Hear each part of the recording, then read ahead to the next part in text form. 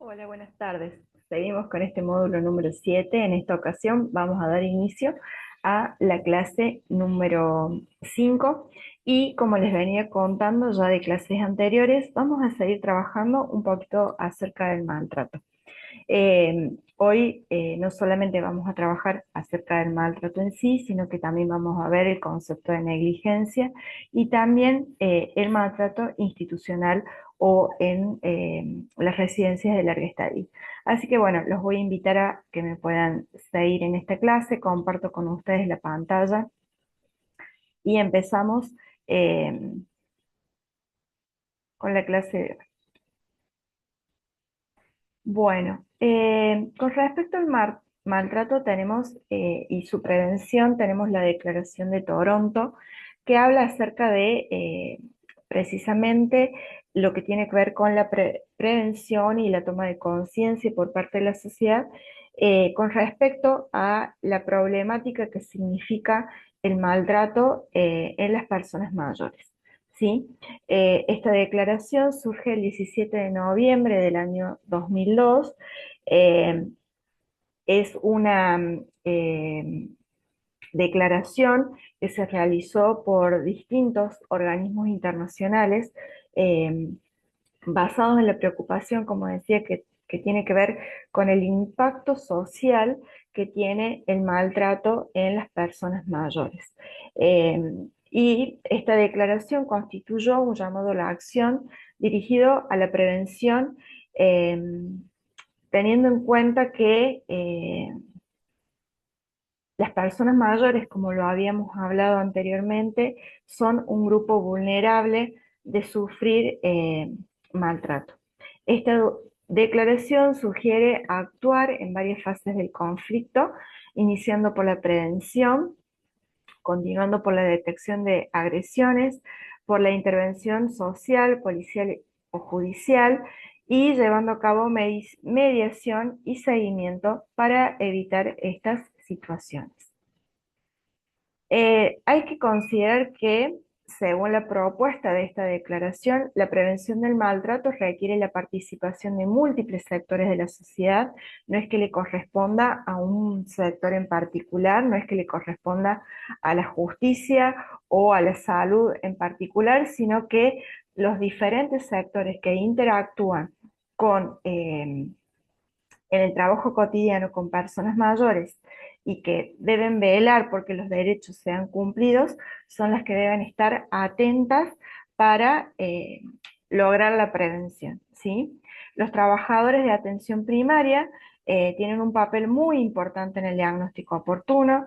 ¿Quiénes serían los trabajadores de atención primaria? Precisamente ustedes como auxiliares en gerontología, las personas que trabajan en los centros eh, como dispensarios, centros barriales, que son los más próximos a la atención de los pacientes. Incluso los consultorios que muchas veces funcionan en los centros de jubilados son lugares de atención primaria donde se puede y es posible hacer un diagnóstico oportuno eh, que evitaría que muchas situaciones pasen a, a ser más complejas, más difíciles de resolver, ¿sí? En ese sentido, también es vital la educación e información para combatir estigmas, abordar tabúes y eliminar los estereotipos negativos sobre la vejez. Esto lo venimos trabajando desde el día uno, la importancia de poder derribar los mitos, de cambiar la perspectiva que se tiene acerca de la vejez, de poder mirarlo desde un lugar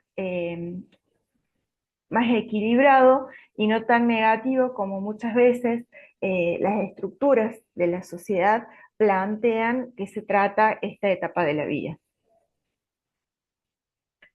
Eh, Esta declaración de Toronto, perdón, propone planificar la acción, ¿sí? Este protocolo sugiere que la prevención precoz tiene que ser siempre el objetivo principal.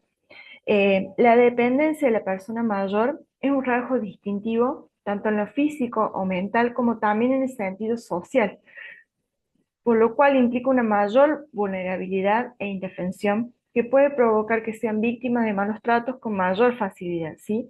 Por eso consideramos que este grupo etario es más vulnerable, ¿sí? Por las situaciones de dependencia en las cuales muchas de estas personas llegan a esta etapa. Es importante dos perspectivas a tener en cuenta a la hora de planificar estrategias de intervención que apunten a la detección y prevención del maltrato. Una es la perspectiva cultural y la otra es la perspectiva de género.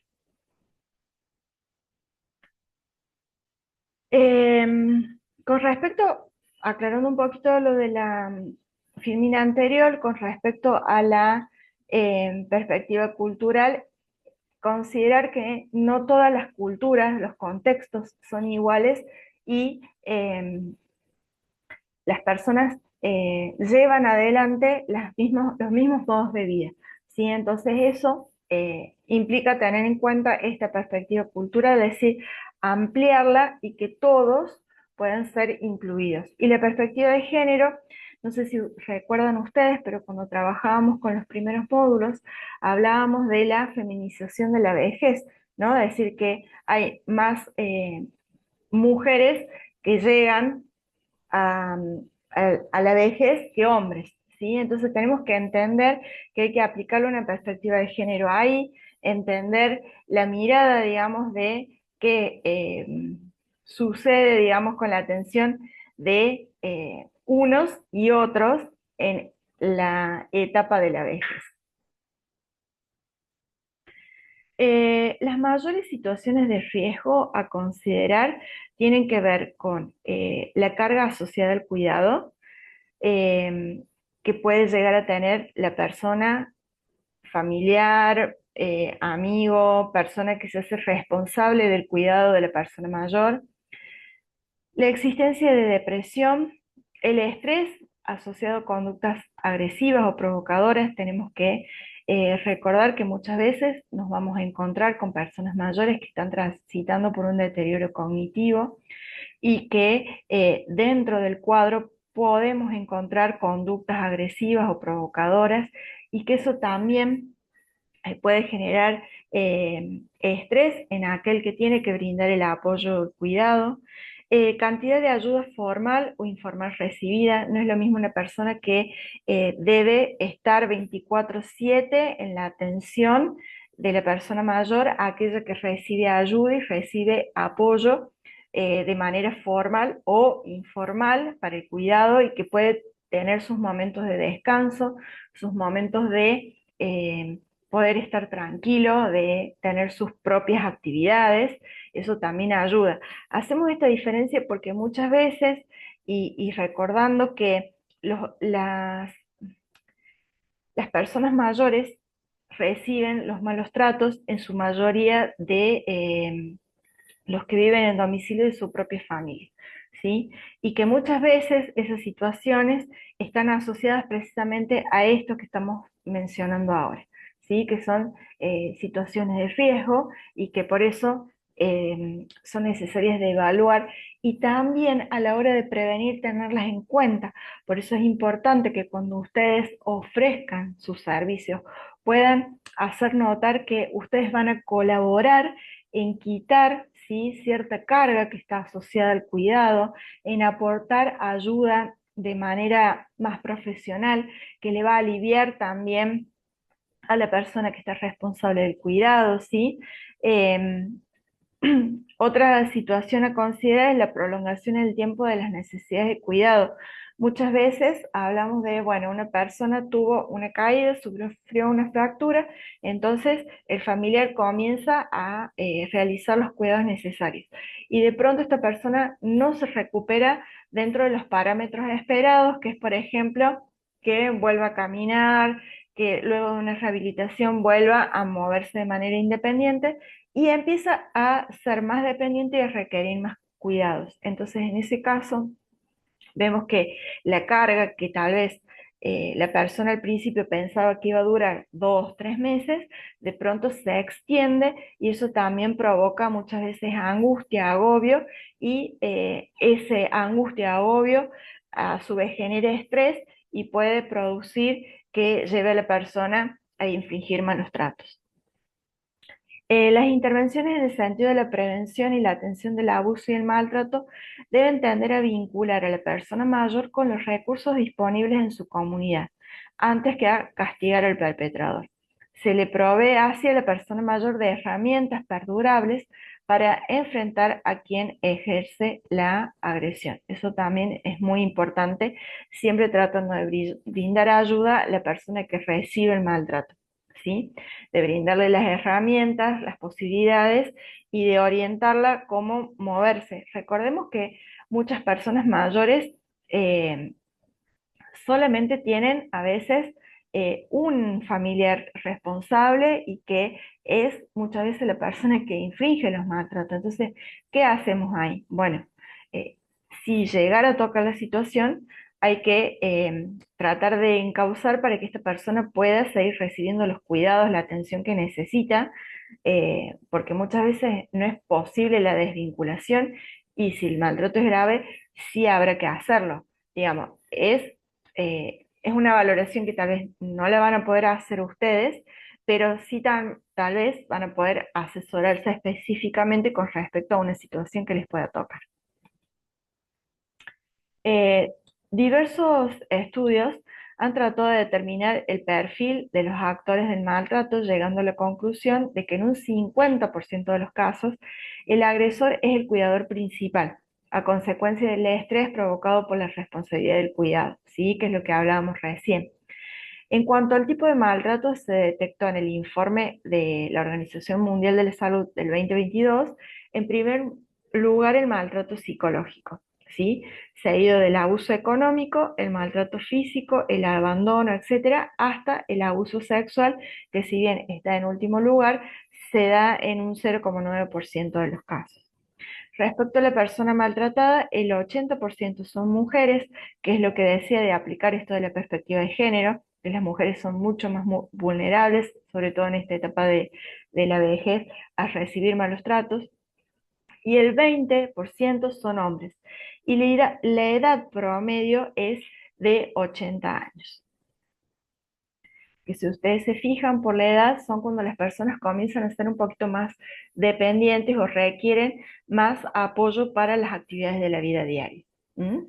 Para tener en cuenta, es preciso tener en cuenta que los distintos tipos de maltrato pueden darse tanto en el ámbito domiciliario como en el institucional, ¿sí? Que probablemente se den simultáneamente varios tipos de maltrato en una misma persona. Que un comportamiento sea categorizado como abusivo, negligente o de explotación va a depender de lo siguiente. La frecuencia, es decir, si se repite cada cierto tiempo, la duración, la intensidad, la gravedad, las consecuencias y el contexto cultural. ¿Sí? Todo esto eh, va, sirve para hacer un diagnóstico. No lo van a hacer ustedes al diagnóstico, pero sí para que ustedes puedan ampliar la mirada y estar atentos por si eh, hay que encuadrarse, digamos. Sí, quiero retomar esto del maltrato institucional, que me parece importante porque se da en las residencias de larga estadía, eh, porque sucede y porque ya quienes ahí infringen el maltrato son las personas que están a cargo del cuidado de las personas que están ingresadas en las residencias de larga estadía, ¿sí? El maltrato institucional es una forma de ejercicio del poder mediante el uso de la fuerza, ya sea física, verbal o emocional, para doblegar la voluntad de la persona mayor y que ocurre en cualquier institución pública o privada que no cumple con su responsabilidad. Incluye toda acción u omisión que provoque daño a la persona mayor y que atente contra su bienestar integral, vulnerando sus derechos. Algunas modalidades recurrentes son las siguientes. La infantilización, tratar al anciano como un niño irresponsable, del que uno no se puede confiar. Por ejemplo, no te puedo dejar solo porque si no, no vas a comer, no estás haciendo esto, fíjate, ¿no? Esa cuestión de ponerlo a la persona mayor eh, en juicio de si va a cumplir, no va a cumplir, si va a hacer esto, no va a hacer esto, si no tiene la mirada de uno sobre él, ¿sí? La despersonalización es otra manera, es otra modalidad, es decir, desatender las necesidades particulares de una persona, proporcionando servicios de acuerdo a criterios generales, ¿sí? A todos por igual. Y si bien es cierto que las instituciones de larga estadía, que son muy grandes, que tienen muchos residentes, eh, a veces suele ser difícil mantener la individualidad, siempre es importante encontrar situaciones, momentos, horarios, formas en las cuales la persona pueda sentirse eh, que se les respeta en su individualidad, ¿sí? Por ejemplo, no vestirlos a todos iguales, sino que cada uno pueda tener su ropa en la medida de lo posible, mantener su propio estilo, el estilo que tienen siempre, su arreglo personal, darle libertad con ciertos horarios o ciertas cuestiones para manejar. Tal vez no puede comer en el horario que desea, pero sí, por ejemplo, darse un baño. eh, en horarios que no sean estándar para todos iguales. Bueno, hay que encontrarle la vuelta. Otra modalidad es la deshumanización, que implica ignorar a la persona mayor, despojarlo de su intimidad y negarle la posibilidad de asumir decisiones sobre su propia vida. Y la otra modalidad tiene que ver con la victimización, ¿no? Son los ataques a la integridad física y moral mediante amenazas, insultos, etc.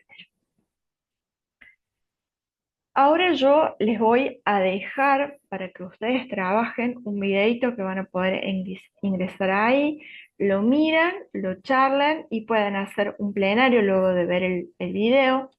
Y la pregunta disparadora para la charla es: ¿qué nos hizo pensar el video sobre las formas de tratar a los adultos mayores en las instituciones?